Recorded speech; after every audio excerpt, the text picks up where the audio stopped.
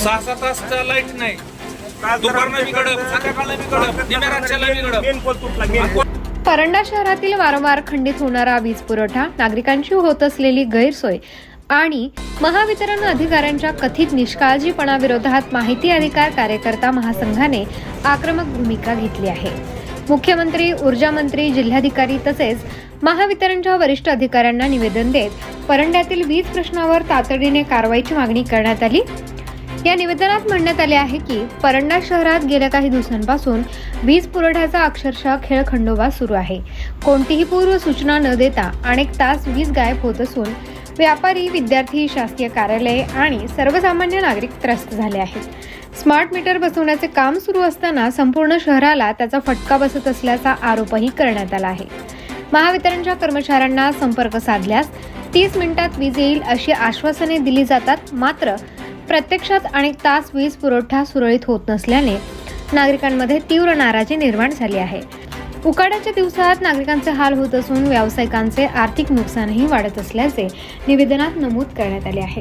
महासंघाने प्रशासनाला इशारा देत पुढील 2 दिवसात वीज पुरवठा नियमित व अखंडित न झाल्यास संबंधित अधिकारी व कर्मचाऱ्यांविरोधात आंदोलन छेडण्यात येईल. तसेच महावितरण कार्यालयाच्या मुख्य प्रवेशद्वाराला टाळे ठोकण्याचा इशाराही दिला आहे.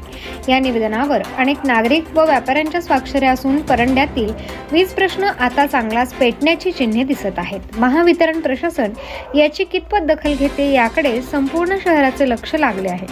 यावेळी फारुख शेख, कानिफनाथ सरपणे, फारुख मुलानी, अमित आगरकर, विजय मेहेर, धनंजय गोफणे, जमीर सिकलकर, आलिम सिकलकर, असलम पल्ला, शिवाजी करळे, किशोर एवारे, कुलदीप देशमुख, संदीप शिंदे, रावसाहेब सरसडे इत्यादी कार्यकर्ते उपस्थित होते.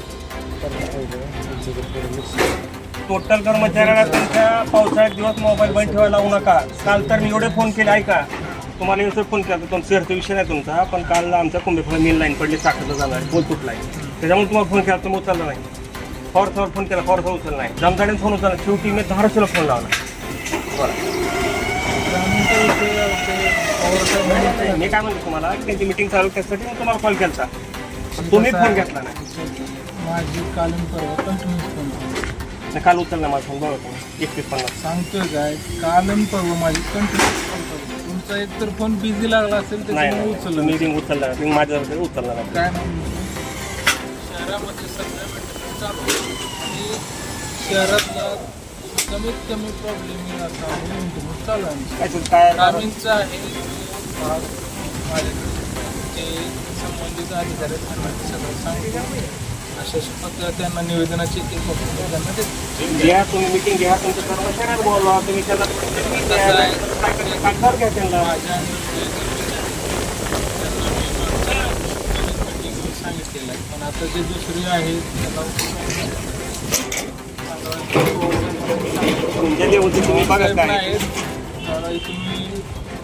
बघा, तुम्ही नवीन मीटर बसविलं का?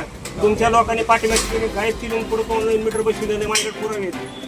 आणि तो कसले कोणत्या मोर्चे तुम्हाला सांगतो, संमती नसताना मीटर बदली केलं, काय अधिकार आहे तुमचा? अर्बन मध्ये तर चालू नाही. हाय, पुरावा तुम्ही आता दिलाय तुम्हाला. ऐका, मी साहेबाला त्याची माहिती टाकलाय, त्या माहितीला मला त्याने उत्तर द्यावं साहेबांनी. आणि कुठं ह्यांनी असं केलं मी तुम्हाला दाखवून देतो.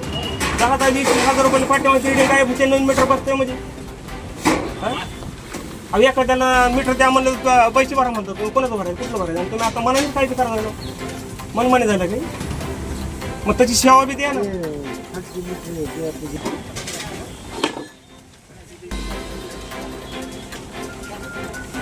अशाच नवनवीन बातम्या पाहण्यासाठी न्यूज मराठी चॅनलला सबस्क्राईब करा, लाईक करा आणि शेअर करा.